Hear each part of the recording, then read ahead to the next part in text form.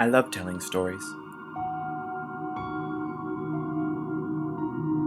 In fact, one of my favorite ways to educate others is through storytelling. It is therefore regrettable that the education system is built in such a way where creativity is often stunted or shallow. Teachers are instructed to follow the system to the letter, to ensure students understand these concepts and to know how to apply it in an exam situation. Where is the creativity? Where is the chance for teachers to model what it means to be human? We are creative beings after all. I think that is why I like video essays so much. I love them because they are designed in a way to be informative and entertaining. It fosters an environment where it's easy to pick up on key concepts and ideas.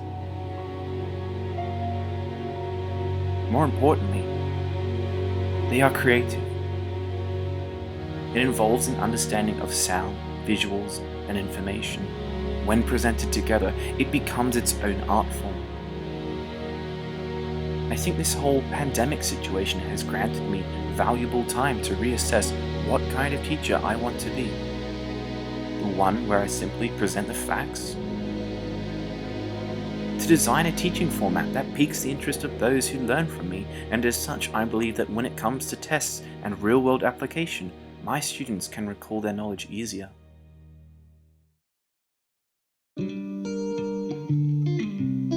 With that, my intention behind these video essays is to present everything that you're required to know from the specification. All key words and concepts will be explained for you with examples.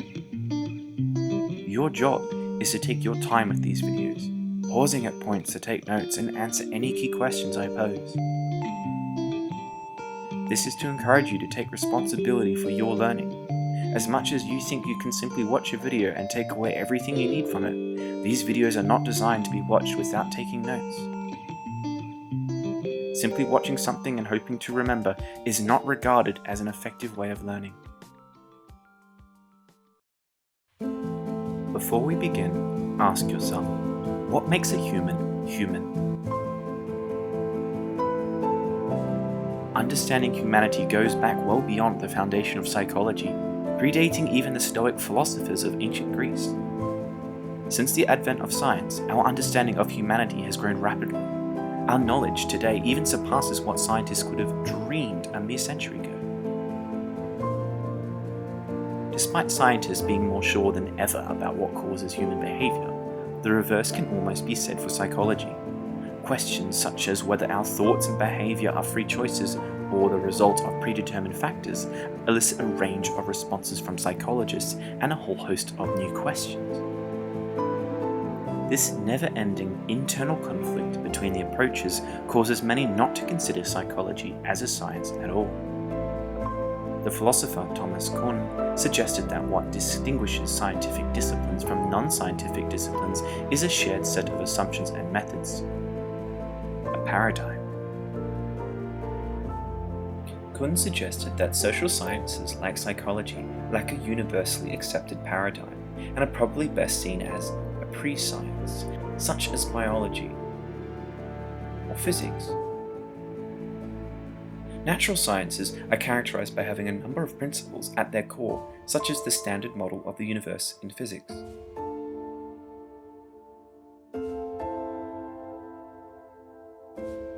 Psychology, on the other hand, is marked by too much internal disagreement and has had too many conflicting approaches to qualify as a science, and therefore is a pre-science. Though Kuhn's understanding is dismissive of the scientific model of inquiry adopted by psychology, and that through this model there have been many practical applications that have improved people's lives, Kuhn has a point. There is no set way of understanding human behavior.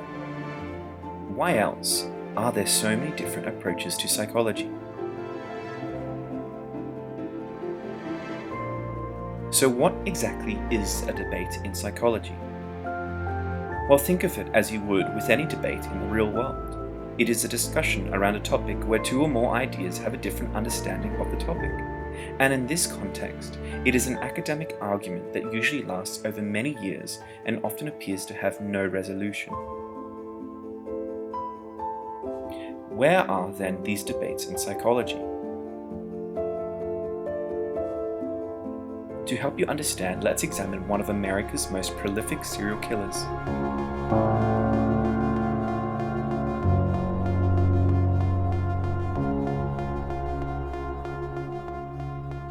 Handsome and charismatic, both traits Ted Bundy exploited to gain the trust of his victims and society.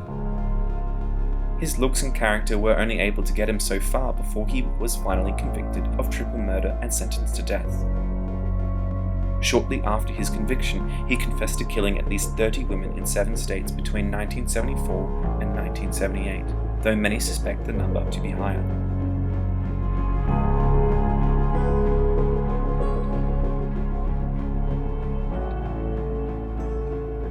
In his confessions, Bundy confessed to unspeakable acts of evil. After overpowering his victims by feigning an injury, he would rape his victims and then strangle them, though it is what followed that which is even more sickening. He sometimes revisited his secondary crime scenes, grooming and performing sexual acts with the decomposing corpses until putrefaction and destruction by wild animals made any further interactions impossible. He decapitated at least 12 victims and kept some of the severed heads as mementos in his apartment. This plainly was a man who took pleasure from another human's pain and the control he had over his victims to the point of death and even after. Polly Nelson, a member of his last defense team, wrote he was the very definition of heartless evil. Prior to his execution, Bundy became the subject of numerous psychiatric investigations.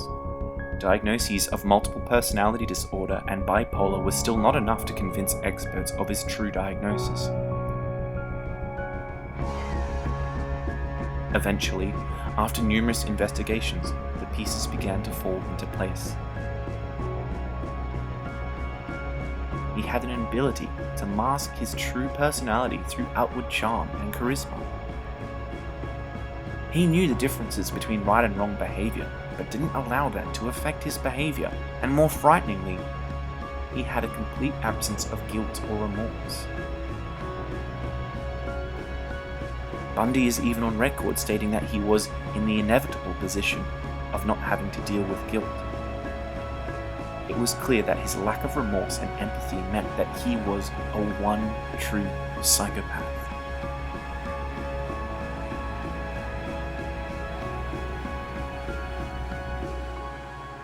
So what would cause such a man to not experience feelings and emotions that are essential to being human as guilt or empathy? This is where the debate begins. Was the cause of Bundy's behavior the result of his upbringing or his genetics? This is the classic nature versus nurture debate, genes versus environment.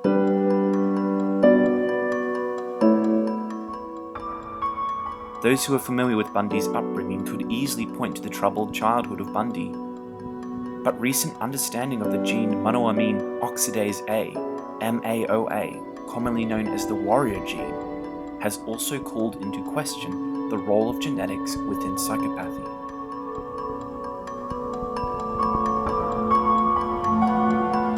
Of course, this debate is not just limited to psychopaths, but to that of intelligence, aggression, sexuality, and mental illness. How much of a role does biology and environment play in who you become?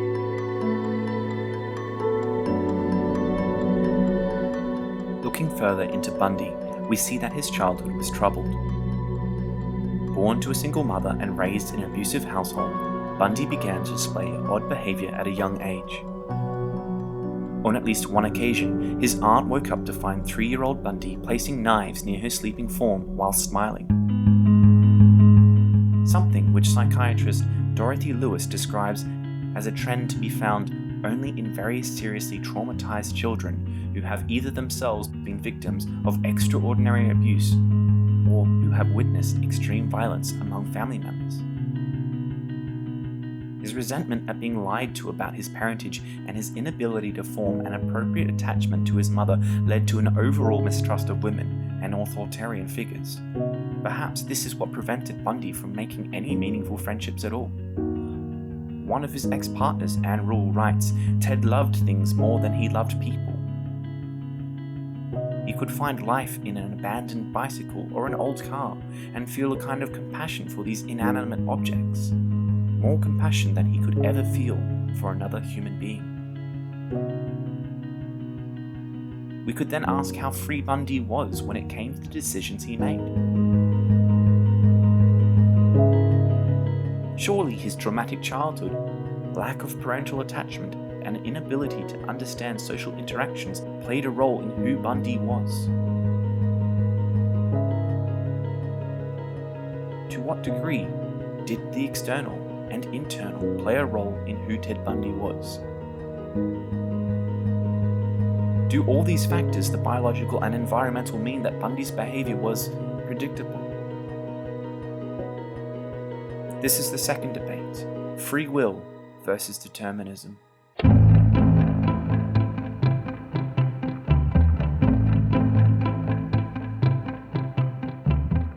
Free will versus determinism examines the idea of control.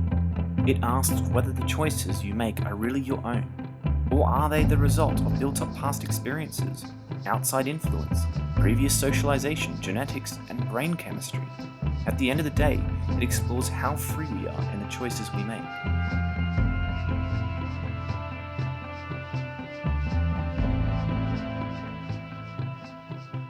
Referring once again to Bundy, psychiatrists were fascinated by the personality and pathology of who he was. But how they go about this provides the foundation of the third debate. Do we try to understand his behavior by reducing explanations at just the biological or early developmental level? Or do we look at a broader, more holistic scale? As much as Aristotle said, the sum of the whole is greater than the sum of its parts, it is more scientific to explain behavior in terms of neurotransmitters or hormones. We can explain human behavior by reducing things down to quantifiable parts, and this is what we call reductionism versus holism. Do we understand behavior through reducing behavior to small parts, or do we look at the entire, whole, holistic, indivisible person? The fourth and final debate, perhaps one of the more important questions, as it seeks to address how we should go about attempting to research human behavior. Take again the case of Ted Bundy. Should we take his case and use our understanding of his pathology to make generalizations about psychopaths? Or should we only concern ourselves with what makes him unique, the specific rather than the general? Bundy would argue that the focus should be on the individual through an idiographic approach. He believed that individuals were unpredictable and that although society wants to believe it can identify evil people or bad or harmful people, it's not practical. There are no stereotypes.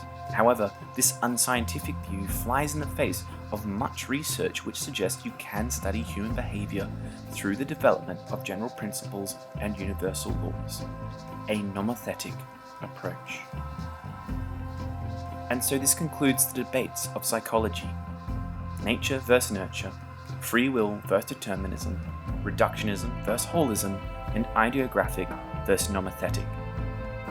The issues of gender, culture, and ethics will be explored in part 2 of the introduction of issues and debates in psychology. If you enjoyed this video, please consider subscribing to the definitive channel for everything A-level psychology.